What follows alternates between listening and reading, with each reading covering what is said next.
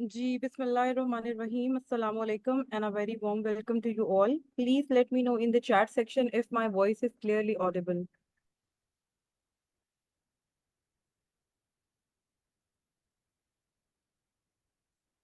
Ji, please let me know that my voice is audible.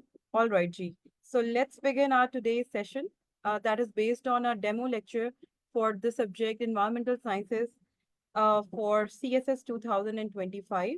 I hope that everybody is doing well and they are already overburdened by a hefty routine of doing CSS and PMS going on. All right, G. So, talking about environmental science, why this subject is really important. ये subject जो है इसलिए भी इतना important consider होता है क्योंकि subject में सिर्फ और सिर्फ इन्वायरमेंटल साइंस के as optional subject 100 marks cover नहीं होते, बल्कि इसके साथ साथ आजकल जो क्लाइमेट चेंज का टॉपिक और इन्वायरमेंटल कैटास्ट्रॉफी, नेचुरल डिजास्टर्स के जितने भी टॉपिक्स इस वक्त हमारे करंट अफेयर्स में, पाकिस्तान अफेयर्स में यूज हो रहे हैं, ये क्वेश्चन जो बहुत फ्रीक्वेंटली आ रहे हैं, इन सब क्वेश्चंस का लिंक जो है वो डायरेक्टली और इनडायरेक्टली इस सब्जेक्ट से है। अगर आप सीएसएस के लिए प्रिपरेशन कर रहे हैं तो डेफिनेटली आपके करंट अफेयर्स में अगर आप पिछले कुछ सालों का पैटर्न देखें तो करंट अफेयर या पाकिस्तान अफेयर के पेपर में भी इससे रेलेवेंट कुछ क्वेश्चंस आते हैं। इसके अलावा अगर हम इन्वायरमेंटल साइंस सब्जेक्ट की बात करें तो पीएमएस में भी पाकिस्तान अफेयर्स के अंदर इन्वायरमेंटल डोमेन में पाकिस्तान के इन्वायरमेंट पे या पाकिस्तान में क्लाइमेट चेंज के इशू पे, पाकिस्तान में वाटर पॉलिटिक्स या वाटर के जो इश्यूज हैं उन सब मामलात में, उन सब के तनाजुर में जो है इन्वायरमेंटल साइंस एक बड़ा ही इम्पोर्टेंट और की इम्पोर्टेंस का सब्जेक्ट है। इसके साथ साथ आपको ये भी पता होना चाहिए कि जो टेक्निकल रियलिटीज ऑफ ऐसे पेपर हैं, ऐसे में भी पीएमएस में अगर मैं पिछले से पिछले साल की बात करूं तो ग्लोबल वार्मिंग का पीएमएस में ऐसे आया हुआ था, इट्स कॉजेज एंड कॉन्सिक्वेंसेस जो इसके हैं और ह्यूमन हेल्थ पे या जो भी इसके इम्पैक्ट है उसके ऊपर एक पूरा क्वेश्चन आया हुआ था। तो ये इस तरह की जो इस डोमेन के अंदर बहुत सारे टॉपिक्स हैं जो आपके इस सब्जेक्ट को पढ़ने से कवर हो जाते हैं। यही रीजन है कि स्टूडेंट्स को बहुत हाईली इंकरेज किया जाता है कि environmental science as a subject आप जरूर ऑप्ट करें। तो अब हमने बात कर ली कि इन्वायरमेंटल साइंस की एज अ सब्जेक्ट क्या इंपॉर्टेंस है, क्यों ये इतनी की सिग्निफिकेंस का हामिल है।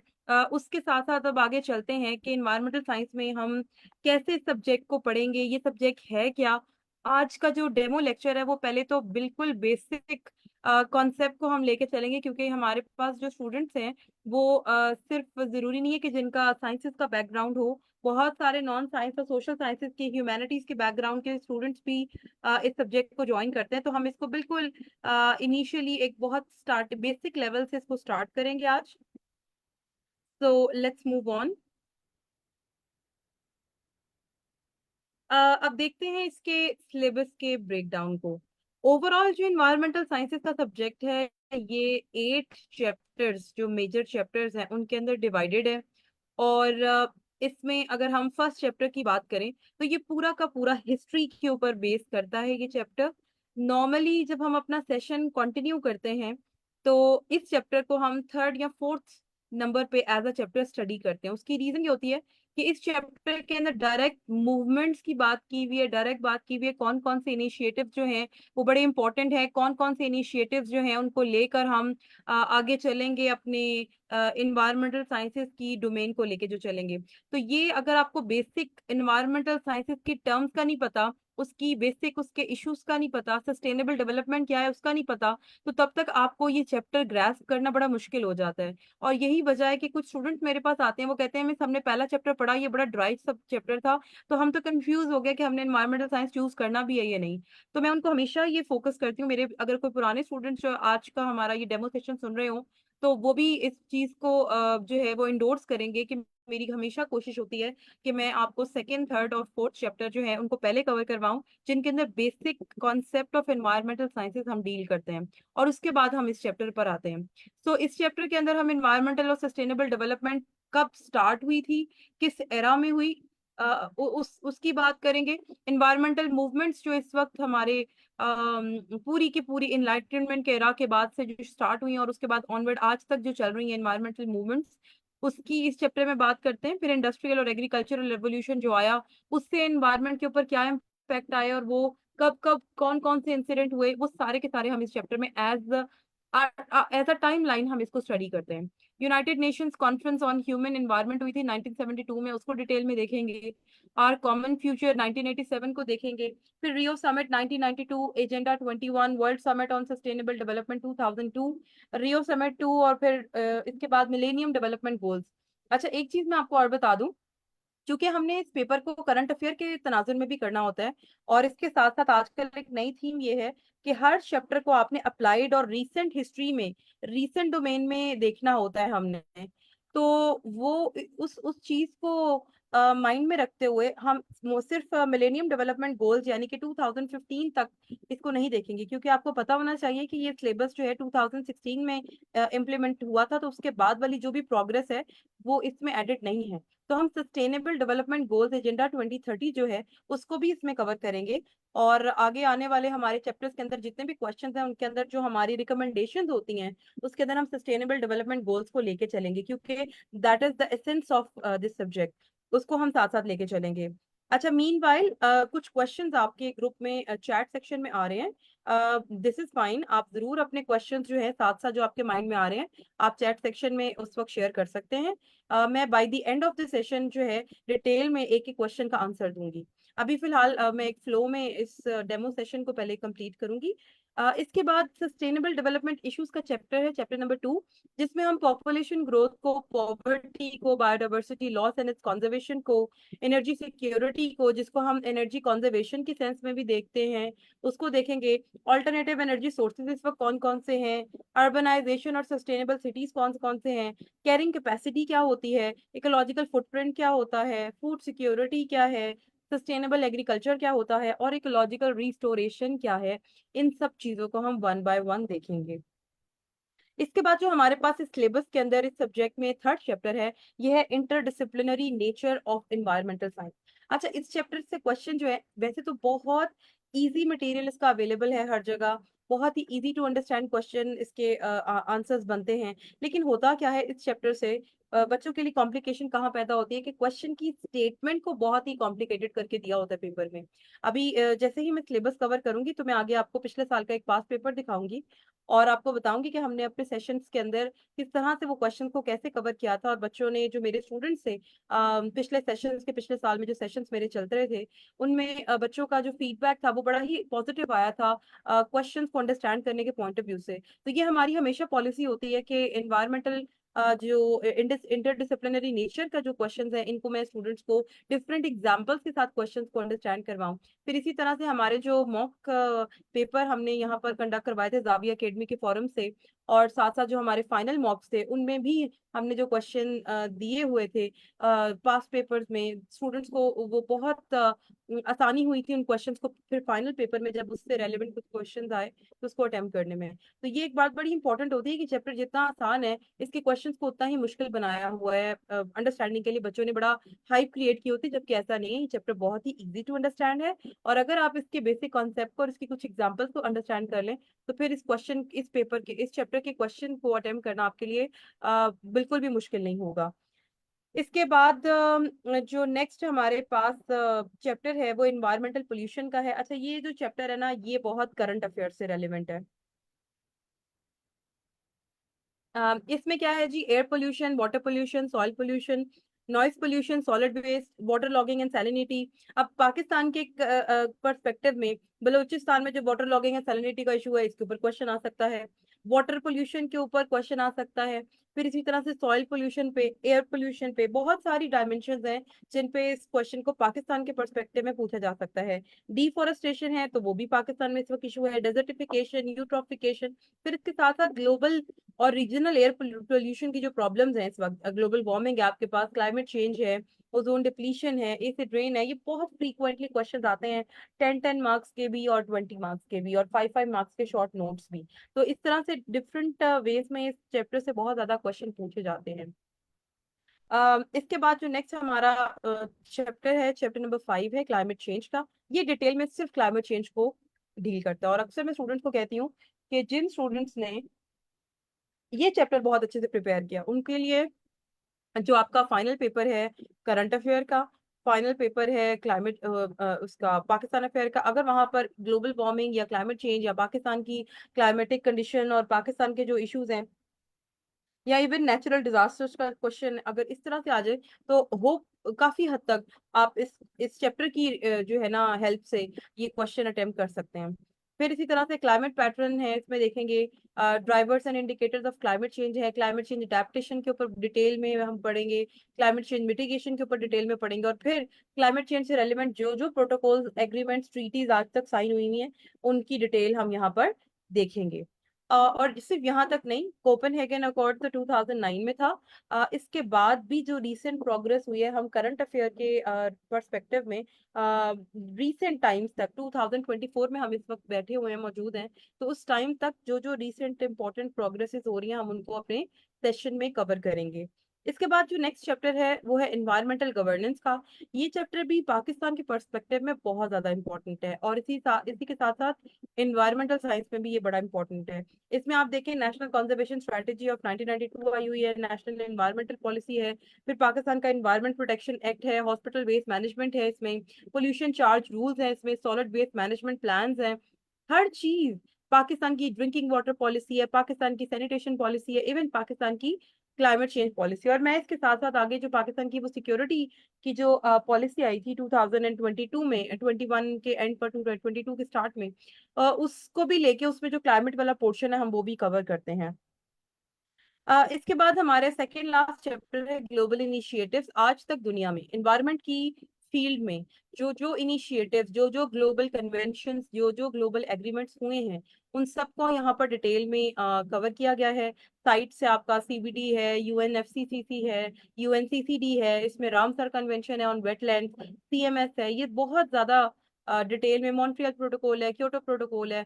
बार बार आपको ये क्वेश्चन पेपर में आते हैं, बहुत हर दूसरे साल इससे क्वेश्चन आता है, तो ये बहुत ही इंपॉर्टेंट चैप्टर है ग्लोबल इनिशिएटिव का। और फिर इससे आपका एक बैकग्राउंड भी नॉलेज का बहुत रिच हो जाता है, कि आपको बहुत सारी इंफॉर्मेशन दुनिया में बहुत सारे जीके के पेपर में भी आपको इससे हेल्प मिलती है, क्योंकि आपको पता है ये इस डायमेंशन से भी जीके में क्वेश्चंस होते हैं। इसके बाद एनवायरमेंटल असेसमेंट, ये जीके में पीएमएस की बात कर रही हूँ, तो जिन स्टूडेंट्स को अभी जिन जो सीएसएस की प्रिपरेशन करें या जो पीएमएस की प्रिपरेशन करें, उनके लिए भी ये हेल्पफुल है। Although environmental science as an optional subject PMS में नहीं है, बट ऑब्वियसली आपका जो क्या कहते हैं इन करंट अफेयर और पाकिस्तान अफेयर में इससे रेलिवेंट जो है क्वेश्चन आ जाते होते हैं। जी मैं बिल्कुल क्वेश्चन आपके चैट सेक्शन में देख सकती हूँ इस वक्त, लेकिन मैं इन सबका आंसर जो है वन बाय वन मैं आप सबको आंसर्स दूंगी by the end of the session. फिर इन्वायरमेंटल साइंस में जो लास्ट चैप्टर है हमारा वो इन्वायरमेंटल असेसमेंट एंड मैनेजमेंट का है, बहुत इंपॉर्टेंट चैप्टर है। ये थोड़ा सा ड्राई स्टूडेंट्स के लिए जरूर होता है, क्योंकि इसमें मेमोराइजेशन की चीजें थोड़ी ज्यादा है और स्टूडेंट थोड़ा घबरा जाते हैं इस चैप्टर से, बट होता ये है कि अगर आपको ग्लोबल इनिशिएटिव्स और इससे पीछे जो पाकिस्तान का गवर्नेंस वाला चैप्टर है अगर आपने वो बहुत अच्छे से कवर किया हुआ है, तो फिर इसमें आपको मेमोराइजेशन में ज्यादा प्रॉब्लम नहीं होगी। इसमें हम environmental impact assessment, strategic environmental assessment, environmental management systems हैं, occupational health and safety management system है ओसास। इसके साथ साथ हमारे पास सॉलिड वेस्ट मैनेजमेंट की टेक्निक्स हैं, इन्वायरमेंटल मैनेजमेंट की टेक्निक्स हैं, डिजास्टर रिस्क मैनेजमेंट है, पोल्यूशन कंट्रोल टेक्नोलॉजीज हैं, जीआईएस और रिमोट सेंसिंग के ऊपर बहुत ही पेट क्वेश्चन है, ये हमेशा ही हर दूसरे तीसरे साल के क्वेश्चन पेपर में आया होता है। इसी के साथ नेचुरल रिसोर्स मैनेजमेंट के क्वेश्चंस हैं। तो ये आपके पास पूरा सिलेबस है। चैप्टर 8 तक मैंने आपको एक एक चीज इसकी बताई है कि क्या क्या क्या इस इन चैप्टर्स में कवर हो रहा है आपको, ताकि एक बार डिटेल में इस सब्जेक्ट को चूज करने से पहले पहले आइडिया हो जाए कि ये सब्जेक्ट है क्या। अच्छा, इसके बाद अब हम चलते हैं पास पेपर पे। पिछले साल का ये पेपर आपके सामने है। इस पेपर में जो आपके पास 7 क्वेश्चंस आए हुए हैं, एक एमसीक्यूज का क्वेश्चन अलग होता है, उसके बाद बाकी ये 7 क्वेश्चंस हैं। इस पे मैं आपसे थोड़ी सी डिटेल में बात करना चाहूंगी, ताकि आप लोगों को थोड़ा सा आइडिया हो जाए कि किस तरह से हमारा सेशन जो है वो चीज़ों को कवर करता है। सबसे पहले हमने पिछले साल जाविया एजुकेशनल सर्विसेज के फोरम पे 40 क्वेश्चंस की जो है ना, सॉरी 20 क्वेश्चंस की एक लिस्ट प्रोवाइड की थी। ये 20 क्वेश्चंस वो थे जो हमारे मॉक एग्जाम्स में हमने पूछे थे स्टूडेंट से। और इसके साथ साथ फाइनल पेपर में भी हमने रिपीटेटिवली इनमें से कुछ क्वेश्चंस पूछे थे, और ये हमने पब्लिकली अपने पेज के ऊपर एनवायरमेंटल साइंस के टॉप मोस्ट इम्पोर्टेंट 20 क्वेश्चंस की लिस्ट अपलोड की थी। और उसमें से हमारी लिस्ट में क्वेश्चन नंबर 19 जो था वो CSS एनवायरमेंटल साइंस का क्वेश्चन नंबर 3 है। What is the difference between N environmental impact assessment and an initial environmental examination? List and explain the entire EIA process. What where in the project cycle should an EIA be initiated? तो ये जो question था ये हमारा environmental science के उस list के अंदर ये क्वेश्चन नंबर 19 था। और हमने बिल्कुल इसी तरह से इन्वायरमेंटल इम्पैक्ट असेसमेंट और इनिशियल इन्वायरमेंटल जो एग्जामिनेशन है और इसके साथ साथ स्ट्रेटेजिक इन्वायरमेंटल इम्पैक्ट असेसमेंट का भी हमने डिटेल में पूछा हुआ था उस क्वेश्चन में। इसके बाद जो हमारा यहाँ CSS का इन्वायरमेंटल साइंस का क्वेश्चन नंबर 5 है, ये हमारा लिस्ट के अंदर क्वेश्चन नंबर 3 था। मोस्ट इम्पोर्टेंट से जो लीस्ट इम्पोर्टेंट तक ये अरेंजमेंट थी। तो क्वेश्चन नंबर 5 जो था हमारी लिस्ट में टॉप थ्री थर्ड क्वेश्चन था। What is green house effect? What is the mechanism of green house effect? Which major air pollutants are responsible for causing global warming? And why is Pakistan considered more vulnerable to the effects of climate change when its contribution is less than 1% in total global GHG emissions? इसके बाद जो हमारी list में हमारा question number 6 है, यहाँ पर सामने आपको नजर आ रहा होगा कि discuss important components of Pakistan national climate change policy, और what is the impact of 18th amendment on climate change policy formation in Pakistan and how Pakistan can benefit from COP 28। ये जो क्वेश्चन था क्वेश्चन नंबर 6, ये हमारी लिस्ट में question number 11 भी था। और इसके साथ साथ नेक्स्ट जो क्वेश्चन हमारे पास क्वेश्चन नंबर 7 है, what is occupational health safety and management? Provide ये ओहसास जो है, provide example of at least 5 work places with possible associated exposure risk and how it can be minimalized. ये जो क्वेश्चन नंबर 7 है, ये हमने अपनी लिस्ट के अंदर क्वेश्चन नंबर 20 में शॉर्ट आंसर, मतलब जो 10-10 मार्क्स का नोट होता है, तो उसमें हमने ये पार्ट 2 दिया हुआ था। और इसके साथ साथ जो हमारा क्वेश्चन नंबर 8 का पार्ट B एंड C है, Kyoto protocol and eutrophication and it's effects, ये हमारे क्वेश्चन नंबर 5 के पार्ट 2 एंड 3 थे। इसके अलावा अगर हम ओजोन डिप्लीशन वाला क्वेश्चन देखें, क्वेश्चन नंबर 2, ये क्वेश्चन, और इसके साथ साथ जो हमारा यूनाइटेड नेशन जो फ्रेमवर्क है, ये वाला क्वेश्चन, ये सारे के सारे क्वेश्चन हमने अपने डिटेल में सेशंस के अंदर कवर किए हुए थे। तो कोई ऐसी चीज नहीं थी जो हमारी स्टूडेंट्स का स्पेशली अल्हम्दुलिल्लाह ये फीडबैक था कि हर चीज हमने कवर की हुई थी। और we were confused in this के which question to be attempted and which to skip. और फिर इसके साथ साथ जो है पेपर अटेम्प्टेशन का भी उनको पूरा मैथड हमने सिखाया था। अब इसके साथ साथ हम आज के अपने डेमो सेशन की तरफ चलते हैं, जिसमें हम एक छोटा सा टॉपिक चूज करें जो आपके साथ हम डिस्कस करेंगे, जिससे आपको आइडिया हो जाएगा कि हमारा एक सिंपल जो लेक्चर है उसके अंदर कौन कौन से यूनिक इंग्रेडिएंट्स हैं जो आपको प्रोवाइड किए जाएंगे। अब सस्टेनेबल डेवलपमेंट इश्यूज का जो चैप्टर नंबर 2 है, जैसे कि मैंने आपको बताया था कि हम सिंपलेस्ट चैप्टर्स नंबर 3 और चैप्टर नंबर 2 से हम स्टार्ट करते हैं अपना सेशन। और जो चैप्टर नंबर 1 है, ये मैंने आपको बिल्कुल स्टार्ट में बताया था कि चैप्टर नंबर 1 हम थर्ड या फोर्थ नंबर पे अटेम्प्ट करते हैं, क्योंकि इसकी रीजन ये होती है, मैंने पहले भी आपको बताया, ये बहुत मेमोराइजेशन का चैप्टर है। तो जब तक आपको बेसिक नॉलेज नहीं होगी इन्वायरमेंटल साइंस के बारे में, तो चैप्टर मेमोराइज करना और चैप्टर प्रिपेयर करना बहुत मुश्किल हो जाता है स्टूडेंट्स के लिए। सो इस चैप्टर में बायोडाइवर्सिटी लॉस एंड कंजर्वेशन का जो टॉपिक है, हम आज उसको चूज करें। और जैसे ही ये एक टॉपिक हमने अगर चूज किया है, तो साथ ही हर सेशन के अंदर हम ग्लिम्स फ्रॉम पास्ट पेपर देखेंगे। अब ये ग्लिम्स फ्रॉम पास्ट पेपर क्या है कि पिछले सालों में इस चैप्टर से या इस पर्टिकुलर टॉपिक से कौन कौन से क्वेश्चन आज तक पेपर में आए हैं, वो सारे क्वेश्चंस मैंने अरेंज करके लिस्ट बनाई हुई है उसकी, और वो हम हर अपनी चैप्टर के साथ इसको देखेंगे और कवर करेंगे। अब हमारे पास CSS 2021 में क्वेश्चन नंबर 4 20 मार्क्स पाया हुआ है बायोडाइवर्सिटी पे। Instrumental and intrinsic value of species पे बायोडाइवर्सिटी डिक्रीज क्यों हो रही है, और बायोडाइवर्सिटी लॉस के डिफरेंट फैक्टर्स कौन कौन से हैं। इसके साथ साथ CSS 2022 में भी बायोडाइवर्सिटी लॉस के ऊपर 5 मार्क्स का क्वेश्चन आया है, जबकि CSS 2023 एंड 24 में इससे कोई क्वेश्चन नहीं आया हुआ। इसके बाद हम एक और चीज अपने सेशंस के अंदर ऐड करते हैं, वो एक स्लाइड होती है जिसके अंदर मैं हर तरह के बेसिक आपकी रीडिंग के लिए जो इम्पोर्टेंट आर्टिकल्स हैं, चाहे वो कोई डिप्लोमेट या किसी और न्यूज़पेपर, इंटरनेशनल न्यूज़पेपर के अंदर अगर वो ऐड किया हुआ है कोई आर्टिकल है, कोई ब्लॉग है, कोई बुक है, कोई आर्टिकल, जो रिसर्च पेपर होता है वो है। जो भी मुझे रेलेवेंट लगता है मैं इस लिस्ट को अपडेट करती रहती हूँ और ये स्टूडेंट के साथ हम शेयर करते हैं। By the end of every lecture students के साथ ये स्लाइड शेयर कर दी जाती है ताकि वो जब अपना चैप्टर प्रिपेयर करने लगे तो पहले प्रायर सजेस्टेड रीडिंग के ये लिंक्स ओपन करके इसको भी रीड आउट करें, और नोट्स बनाने के लिए फिर उनको कोई और डिफरेंट सोर्सेज से ढूंढने की जरूरत इंशाल्लाह जो है वो नहीं पड़ती। अब चलते हैं हमारे बेसिक कॉन्सेप्ट की तरफ, जो आज का हमारा टॉपिक है, biodiversity and biodiversity loss. Bio means life and diversity means variety. So biodiversity combinedly is known as variety of life. Whatever kind of life is available on planet Earth, that's its biodiversity. For example, animals, plants, and then microorganisms. All of these are known as variety of life. Now, what are the important things to know about biodiversity? सबसे पहले एक बड़ा important MCQ है. Who is father of taxonomy?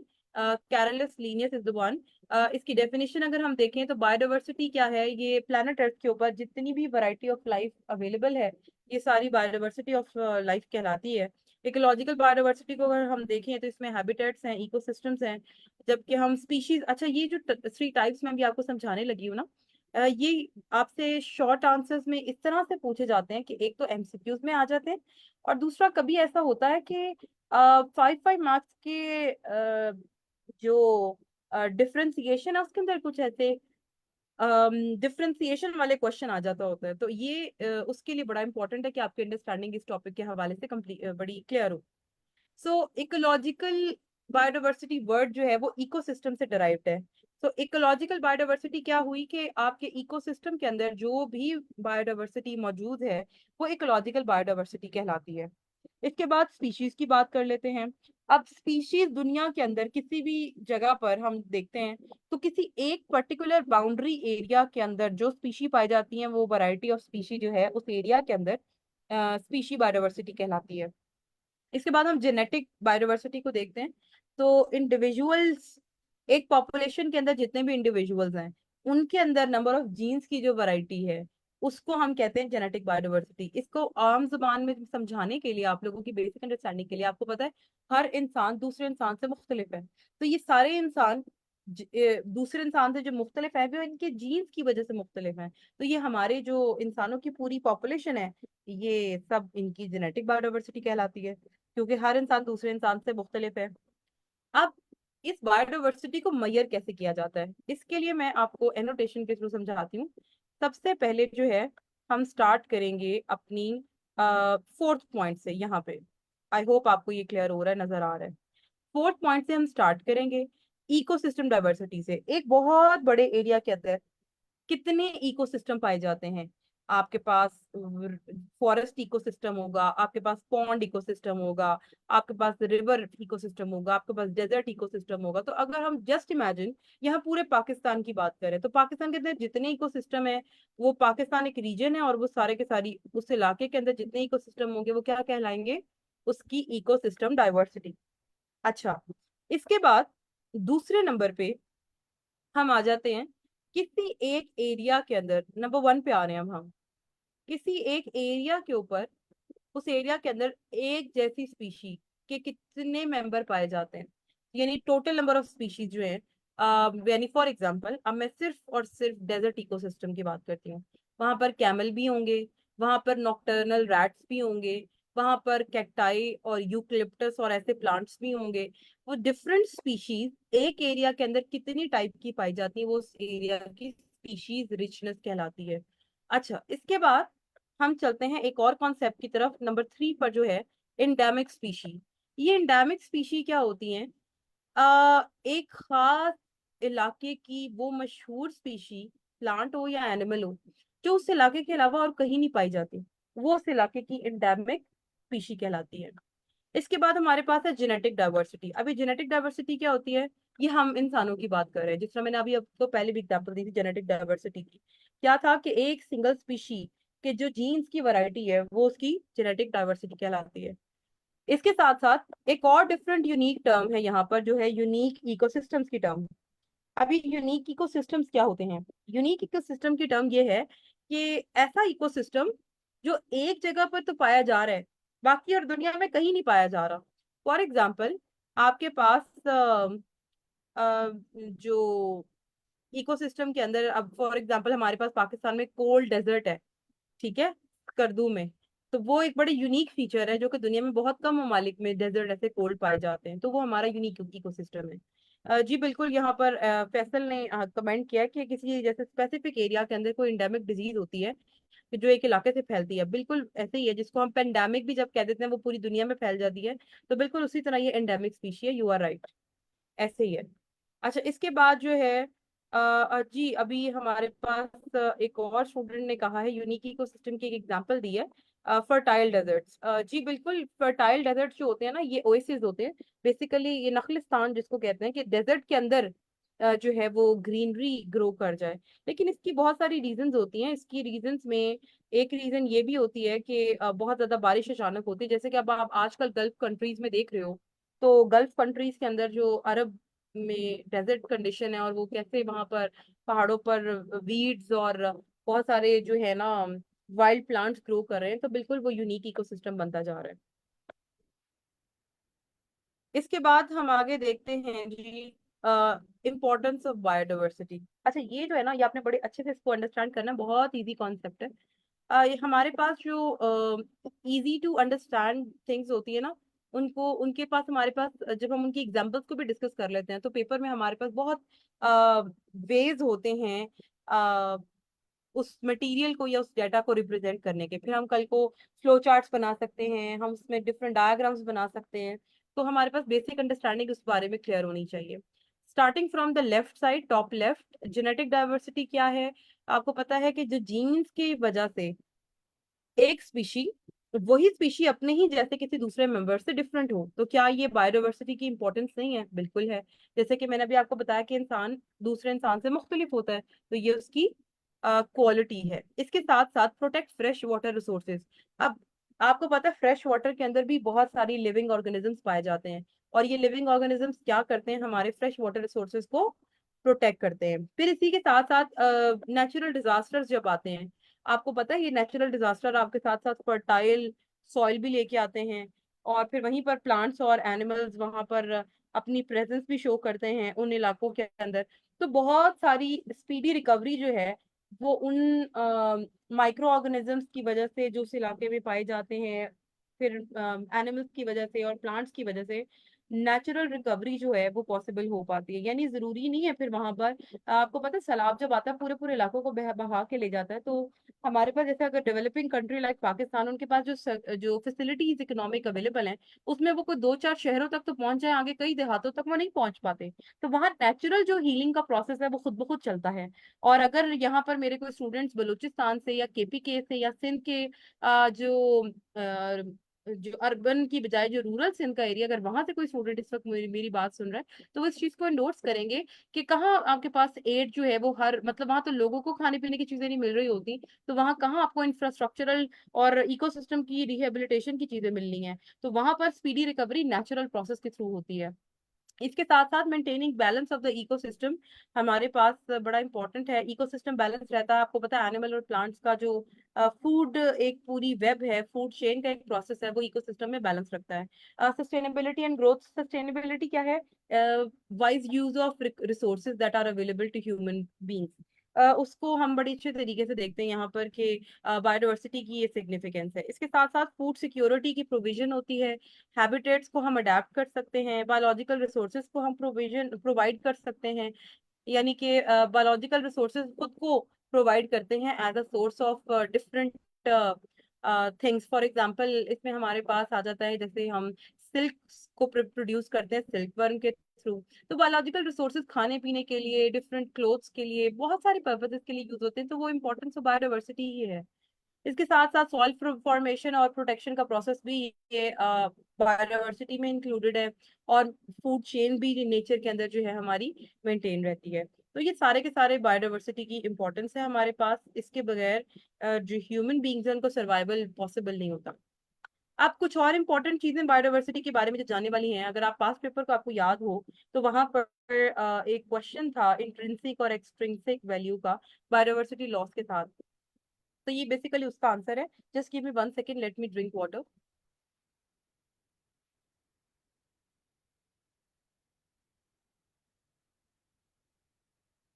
All right जी। इसमें हमारे पास instrumental value of species की हम बात कर रहे हैं।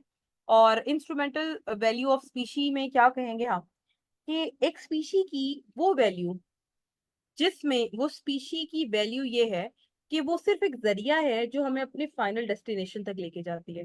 अब कैसे? फॉर एग्जाम्पल, हमें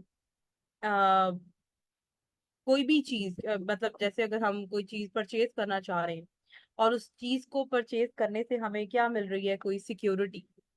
तो इसका मतलब वो चीज क्या है जो हमें सिक्योरिटी प्रोवाइड कर रही है, वो चीज हमारी इंस्ट्रूमेंटल वैल्यू है उस चीज की। अब इसमें आप देखें, एक और एग्जांपल देखें। बहुत दफा ऐसा होता है कि हम कोई भी किसी भी चीज को, उसमें गुडनेस, उस चीज की अच्छाई या उस चीज की बुराई जो हमें पहुंचती है, उसको देखते हैं कि हम कोई भी लिंक अपना क्रिएट करते हैं, किसी चीज के साथ कोई लिंक अपना डेवलप करते हैं, तो हम देखते हैं हमें उससे क्या बेनिफिट हो सकता है या हमें उससे क्या नुकसान हो सकता है। ये हमारा एक बेसिक क्वेश्चन होता है। तो जैसे अगर हम कोई प्लांट ऑब्टेन कर रहे हैं या हम कोई एनिमल ऑब्टेन करें, तो हम देखेंगे कि उससे हमें क्या बेनिफिट हो सकता है। फॉर एग्जाम्पल, गोट की अगर हम बात करते हैं, बकरे की अगर हम बात करते हैं, काऊ की अगर हम बात करते हैं, बफलो की हम बात करते हैं, तो हमें मिल्क और मीट का सोर्स मिलता है, बटर मिलता है, पनीर मिलता है हमें। बहुत सारी डेयरी प्रोडक्ट्स की हमारी पूरी की पूरी इंडस्ट्रीज उसके ऊपर डिपेंडेंट है। तो ये सारी की सारी चीजें हम डिसाइड करते हैं कि हमारी बॉडी को सस्टेन करती हैं, हमारी बॉडी को एनर्जी प्रोवाइड करती हैं, इंस्टेंट सोर्स ऑफ फूड है। तो ये सारी की सारी चीजें इंस्ट्रूमेंटल वैल्यू ऑफ स्पीशी हैं और डिटरमिन करती हैं ये इंस्ट्रूमेंटल वैल्यू ऑफ स्पीशी के रिलेटिवली। ये डिटरमिन करना बहुत इजी होता है कि कोई चीज जो हम ऑब्टेन करें इसका हमें क्या बेनिफिट होगा। तो ये कंपैरेटिवली एक इजियर टर्म है और इसको डिटरमिन करना बहुत इजी होता है। उस चीज का बेनिफिट अगर आपको पता है तो you are good to go. इसके ऑपोजिट हमारे पास है intrinsic value of species. Instrumental में तो वो इजी टू अंडरस्टैंड इसलिए थी कि भाई वो चीज हम यूज ही इसलिए करें कि हमें उसका कोई फायदा होना है, और जब हमें वो फायदा पता चल जाता है तो ही हम उसको यूज करते हैं।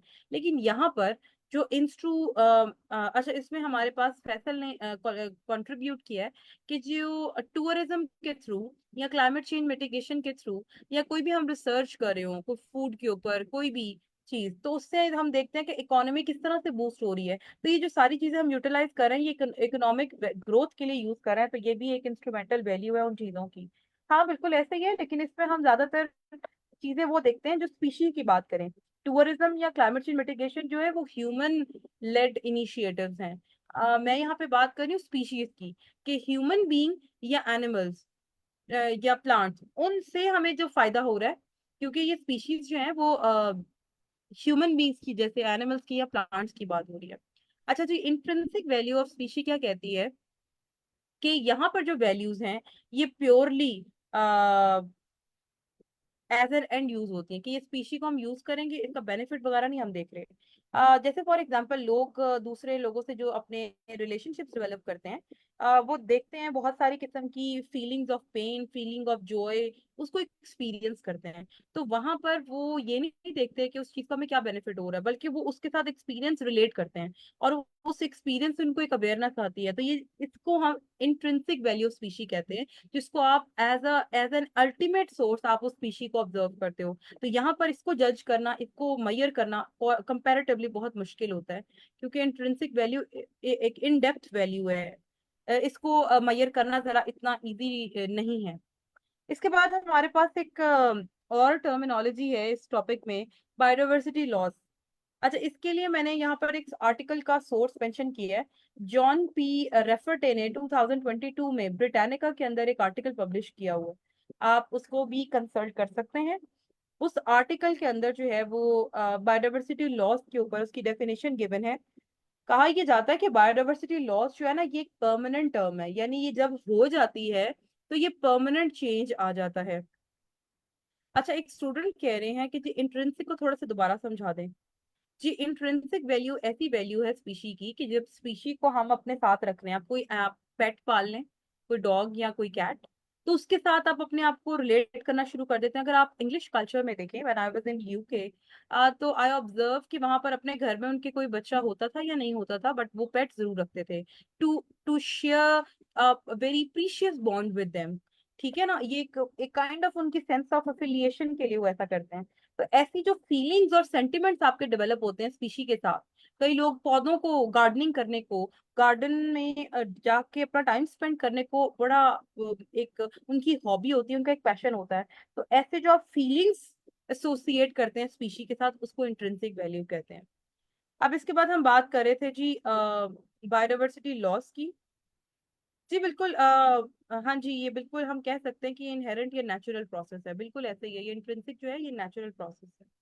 अच्छा जी, मूविंग ऑन, बायोडाइवर्सिटी लॉस की हम बात कर लेते हैं।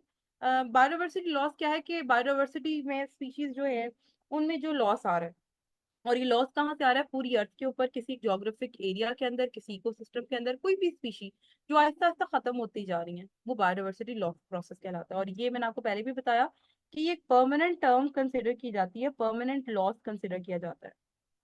आगे चलते हैं, इसको मजीद देखते हैं। अब 5 फैक्टर्स हैं मेजर जो बायोडाइवर्सिटी लॉस की रीजन बनते हैं, यानी स्पीशी अगर दुनिया में खत्म हो रही है या कम हो रही है तो क्यों हो रही है, उसकी 5 रीजंस हैं।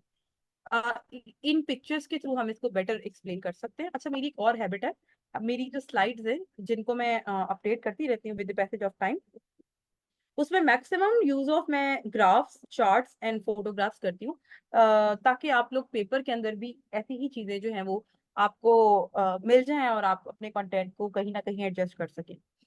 सो 5 जो मेजर ड्राइवर्स हैं बायोडाइवर्सिटी लॉस के, वो आपके सामने है। Changes in land and sea use, जिसको हम कह रहे हैं कि आपकी जो हैबिटेट लॉस हो रहा है।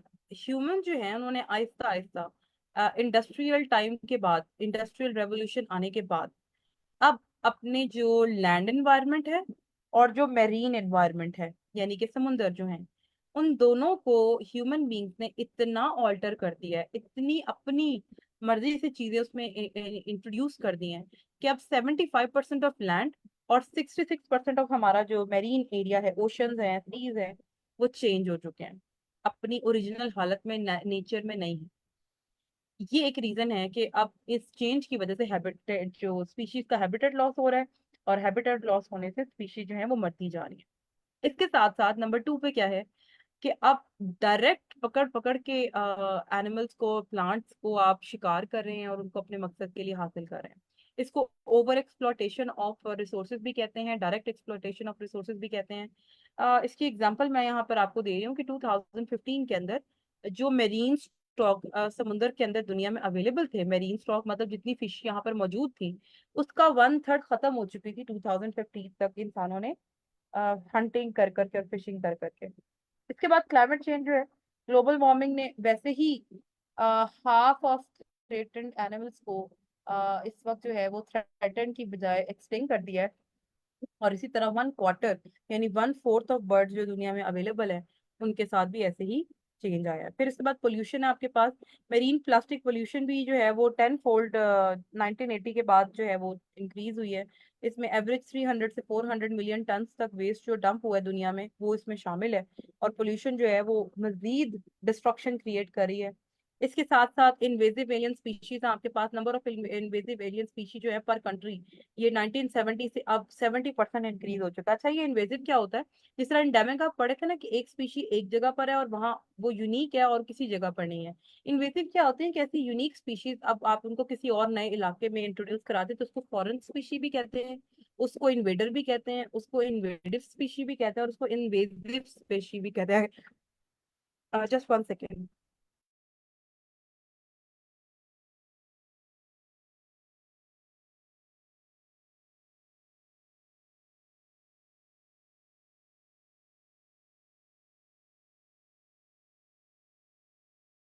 जी सॉरी फॉर द इंटरप्शन।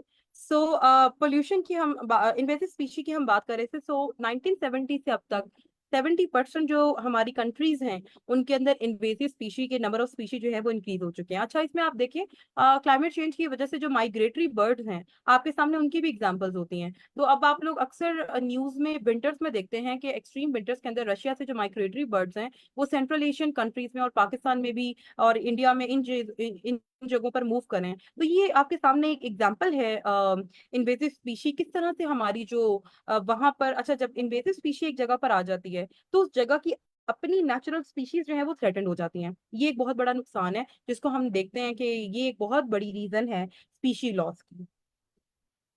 इसके बाद इस फ्लो चार्ट को देखते हैं कि इस बायोडाइवर्सिटी लॉस से अब हमने पीछे तो देख लिया कि रीजंस क्या थी, कॉजेज क्या थी। आगे हम देखते हैं कि क्या कॉन्सिक्वेंसेज हैं। अच्छा जी, यहाँ पर एक स्टूडेंट ने और कंट्रीब्यूट किया है जी के जो हॉस्पिटल वेस्ट है हमारा, इंडस्ट्रियल वेस्ट है, deforestation, domestic pollution, residue burning, expansion of town planning, air pollution, extreme weather conditions, ये सारी रीजंस भी होती हैं जो बनती हैं रीजन ये जो हमारी बायोडाइवर्सिटी लॉस की। तो बिल्कुल ठीक है, जो हमने मेजर हेडिंग कवर किया उन्हीं के अंदर ये बेसिकली आपने जो पोर्शन कवर किया ना, ये सारा का सारा मैन मेड ओरिएंटेड है। यानी कि ह्यूमन बीइंग्स जो हैं उनकी कौन कौन सी ऐसी एक्टिविटीज हैं जिनकी वजह से हमारी स्पीशी जो है वो लॉस हो रही है। So very very good, thank you so much. अच्छा जी, यहाँ एक और क्वेश्चन आया है, हैबिटेट लॉस की क्या एक्सप्लेनेशन है। सो हैबिटेट लॉस क्या होता है कि एक स्पीशी, एक दरख्त है, उस दरख्त के ऊपर बर्ड्स भी रह रहे होंगे, वहां आउल भी रह रहे होंगे, वहां उसके जड़ों के अंदर कोई स्नेक भी रह रहा होगा। अब उस दरख्त को जब काट दिया जाता है, फर्नीचर या टिम्बर माफिया जो है उसको कट कर देता है, तो वहां पर होता क्या है कि उसको उसकी कटिंग से वो स्नेक भी उसको अपना उसका घर चला गया, जो बर्ड्स हैं वो भी कहीं मूव कर जाएंगे, आउल भी मूव कर जाएगा। तो उस जगह पर वो जो हैबिटेट था, हैबिटेट उस जगह को कहते हैं जो किसी भी जानवर का या पौधे का, मतलब किसी भी बेसिकली एनिमल के लिए ये टर्म हम यूज करते हैं, किसी भी एनिमल का जो रहने की जगह है वो हैबिटेट है। हैबिटेट लॉस हो जाएगा तो क्या होगा, ऑटोमेटिकली वो स्पीशीज बेदर हो जाएंगी, मतलब बेघर हो जाएंगी। और फिर वहां से क्या है, वो स्पीशीज जो है वो आहिस्ता आहिस्ता, वो अगर उनको कहीं और जगह ना मिली या उनको कहीं और किसी सोर्स पे खुराक ना मिली तो स्पीशीज जो है वो उनकी डेथ होने के चांसेस होते हैं।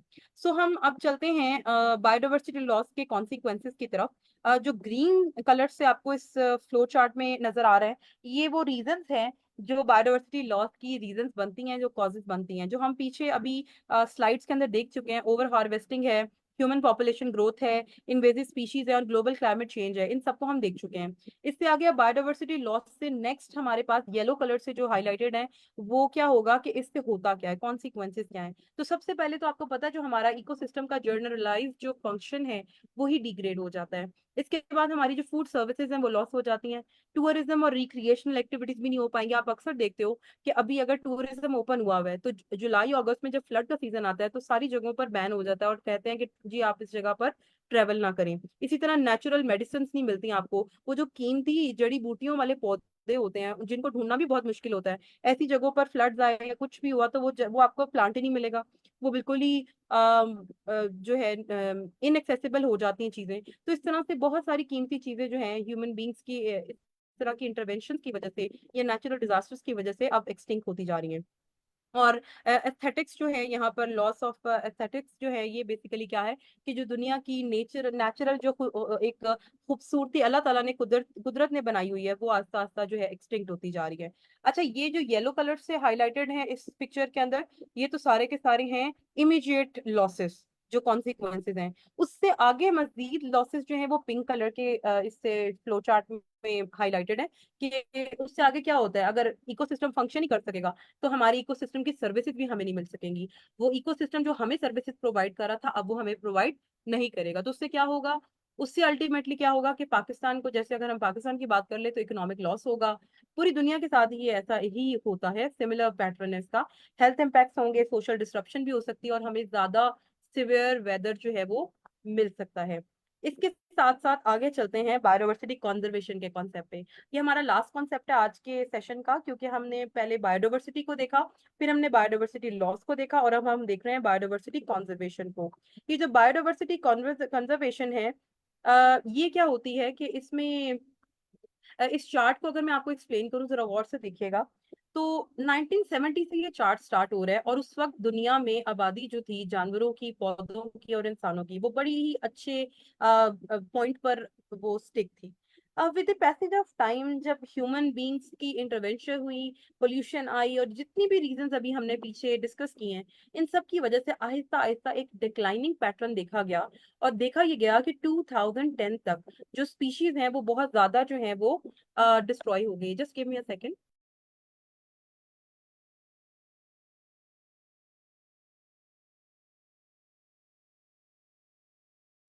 जी। सो 2010 से ऑनवर्ड जो है हमारी जो स्पीशीज का पैटर्न है वो डिक्लाइनिंग पैटर्न के अंदर हमें ऑब्जर्व हुआ। अब इस डिक्लाइनिंग पैटर्न से ऑनवर्ड अगर आप देखें कि आहिस्ता आहिस्ता लोगों ने, साइंटिस्ट ने, इकोलॉजिस्ट ने, रिसर्चर्स ने, सस्टेनेबिलिटी एंथुजियास्ट लोग जो थे, उन्होंने ये फील किया कि इस तरह से अगर हमारी पॉपुलेशन कम होती जाएगी तो दुनिया में फिर तो कोई भी नहीं बचेगा।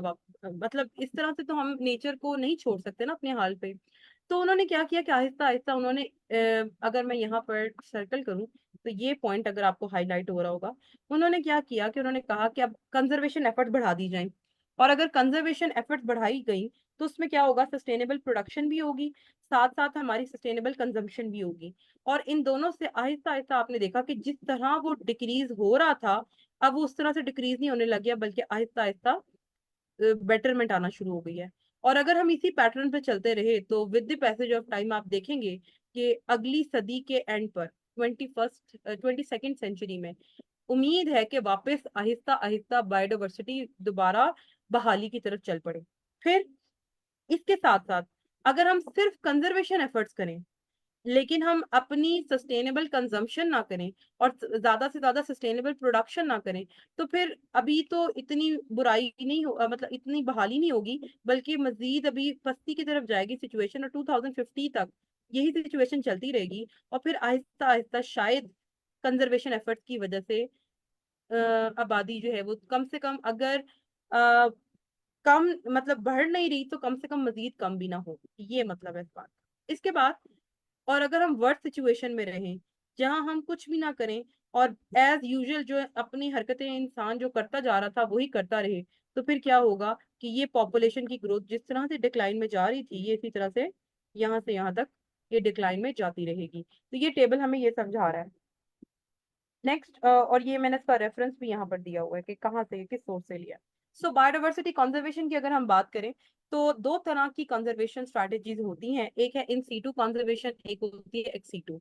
इन सीटू कंजर्वेशन क्या है कि जो नेचुरल हैबिटेट्स हैं इंसानों के, उनके अंदर ही उन स्पीशीज को प्रोटेक्ट किया जाए। यानी एक जंगल में अगर एक पौधा है नापैद हो रहा है तो वहीं पर उसको वहां से ना निकाला जाए, बल्कि वहीं पर उसकी मजीद अफजाइश की जाए, और उसके उसके उसके बीजों से या उसके पोलन से, फर्टिलाइजेशन के थ्रू उसके नए प्लांट्स वहां पे ग्रो करवाए जाएं। अच्छा, और उस एरिया को फिर क्या किया जाता है, जब उस एरिया के अंदर ही प्रोटेक्शन करनी है तो फिर उस एरिया को प्रोटेक्टेड एरिया नेटवर्क कहला दिया जाता है। उसको उसको नाम दे दिया जाता है कि ये एरिया मजीद प्रोटेक्टेड रहेगा, यहाँ पर और कोई भी ह्यूमन बींग्स की और इंटरवेंशन और वो चीजें बर्दाश्त नहीं की जाएंगी। इसकी हमारे पास कुछ एग्जाम्पल्स हैं जी। सबसे पहले हमारे पास आ जाते हैं नेशनल पार्क्स। दुनिया के अंदर बहुत नेशनल पार्क्स हैं। ये इस वक्त पाकिस्तान के अंदर 28 नेशनल पार्क मौजूद है, सिर्फ पाकिस्तान के अंदर। और इसी तरह से वाइल्ड लाइफ सेंचुरीज हैं। अच्छा, नेशनल पार्क ज्यादातर होते हैं पौधों के लिए, जाहिर है जानवरों के लिए भी है, लेकिन ये टर्म ब्रॉडर कैटेगरी में प्लांट्स के लिए यूज की जाती है, जबकि वाइल्ड लाइफ सेंचुरीज बेसिकली जानवरों के लिए हैं। और ये 69 है। इसके बाद एक एरिया होता है बायोस्फीयर रिजर्व। ये एक बहुत बड़ा इलाका, बायोस्फीयर पूरा इलाका जो है, जैसे कोई गांव के गांव हों, पहाड़ी इलाके हों, पूरी पूरी वादियां हों, उन सारे इलाकों को बायोस्फीयर रिजर्व का नाम दे दिया जाता है कि यहाँ पर बायोस्फीयर को अब रिजर्व रखा जाएगा, यहाँ पर कोई ह्यूमन इंटरवेंशन बर्दाश्त नहीं की जाएगी। और पाकिस्तान के अंदर ये 62 है। और इसके अंदर टेरेस्ट्रियल इलाके भी शामिल हैं और मेरीन इलाके भी शामिल है, यानी जमीनी इलाके भी शामिल है और समुद्री और दरियाई इलाके भी शामिल हैं। इसके साथ साथ सेक्रेड लेक्स का एक कॉन्सेप्ट है। अच्छा, सेक्रेड लेक्स क्या होती हैं? वैसे तो आपको पता है गंगा और जमुना जो है इंडियन कल्चर में, वो तो हमारे पास एक रिवर है, लेकिन वो वहां पर कोशिश ही की जाती है कि जो उसको प्रिजर्व रखें। इसी तरह से हमारे पाकिस्तान के अंदर भी बहुत सारे मजाहिब के, बहुत सारी छोटी छोटी लेक्स हैं बनी हुई, जहां पर उनको बहुत ही सेक्रेट समझा जाता है, जिनको बहुत मुतबर्रिक और वहां के पानी को बड़े अकीदत से देखा जाता है। तो वो भी क्या होता है कि उस एरिया को फिर वहां आके कोई लोग एक्सप्लॉइट नहीं करते, और वो सेक्रेट लेक का कॉन्सेप्ट है। अच्छा, ये तो एक कॉन्सेप्ट हो गया बायोडाइवर्सिटी का। दूसरा कॉन्सेप्ट हमारे पास है जी, कि जब हम उस स्पीशी को, प्लांट की या एनिमल की, उसको उस इलाके से निकाल के ले जाएं और फिर नेचुरल हैबिटेट से अवे ले जाएं, और फिर किसी लैब में, किसी स्पेसिफिक एरिया में, किसी नई स्पेशल प्लेस के ऊपर उसको ज्यादा प्रोटेक्शन दी जाए। इसमें आपके पास बोटेनिक गार्डन्स हैं, यहाँ पर सिर्फ पौधों को उगाया जाता है।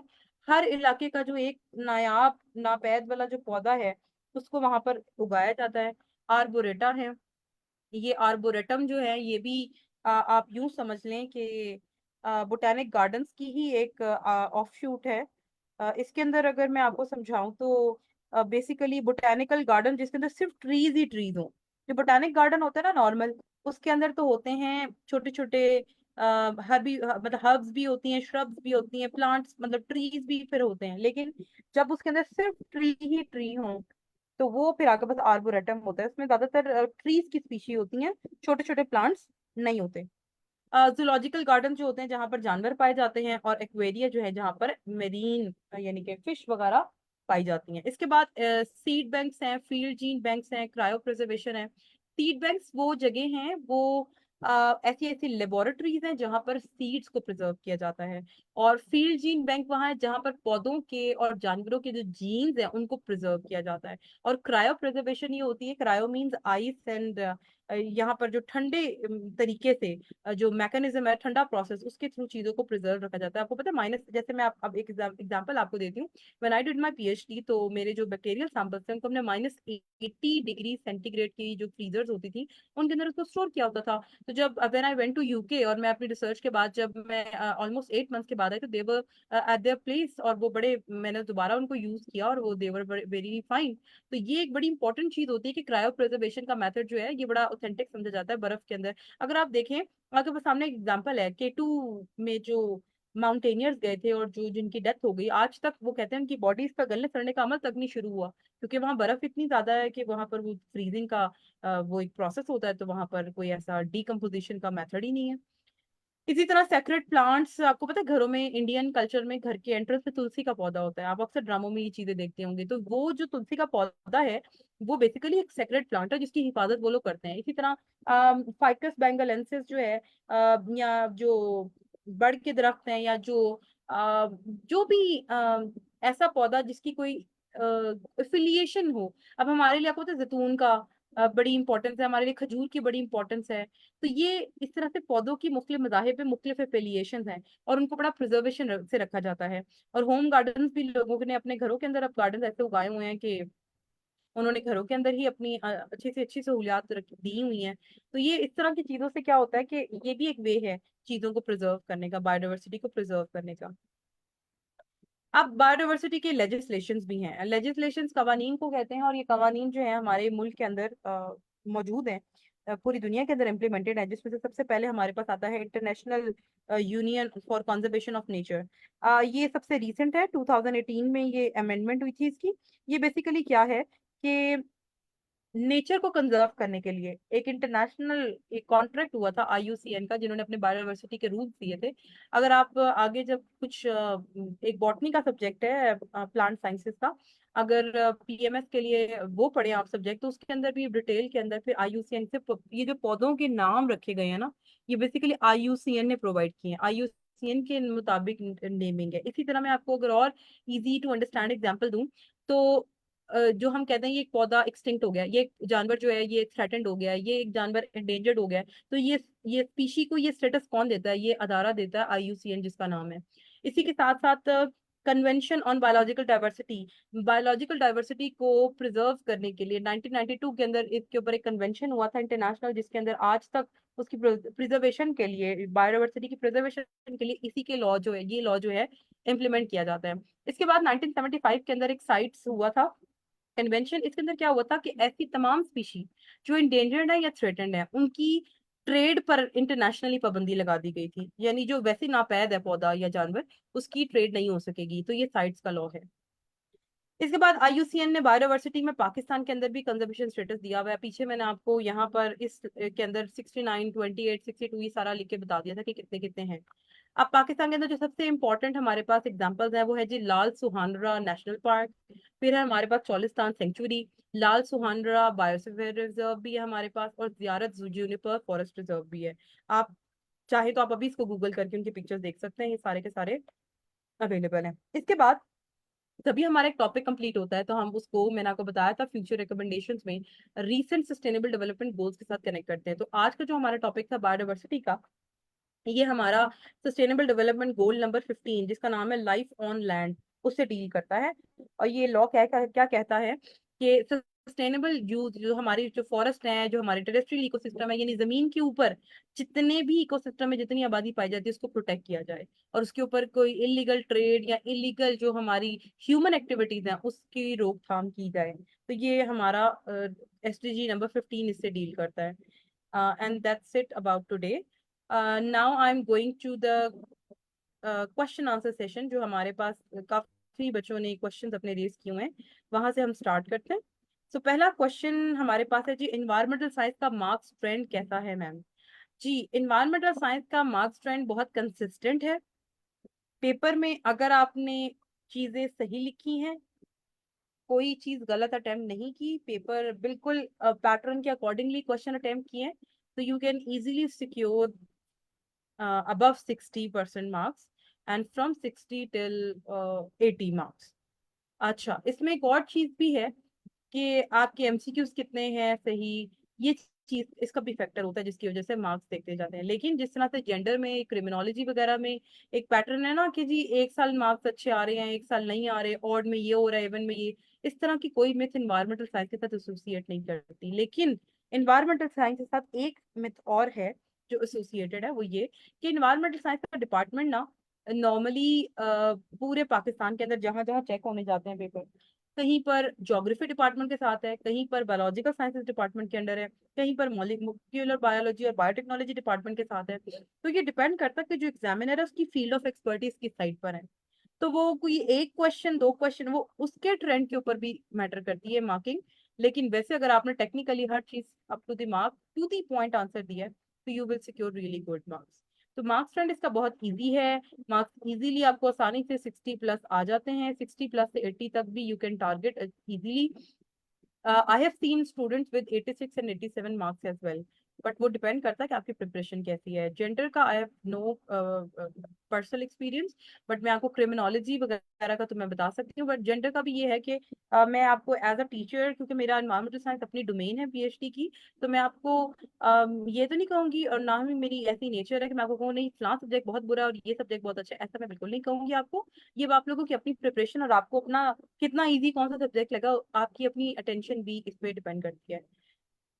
तो ये चीज ज्यादा इंपॉर्टेंट है। इसके बाद ये वाली स्लाइड शेयर कर देंगे जी, जो हमारा ऑफिशियल ग्रुप होगा आज, जब आपकी रजिस्ट्रेशन कंप्लीट हो जाएगी तो डेफिनेटली उसमें ये शेयर कर दी जाएंगी।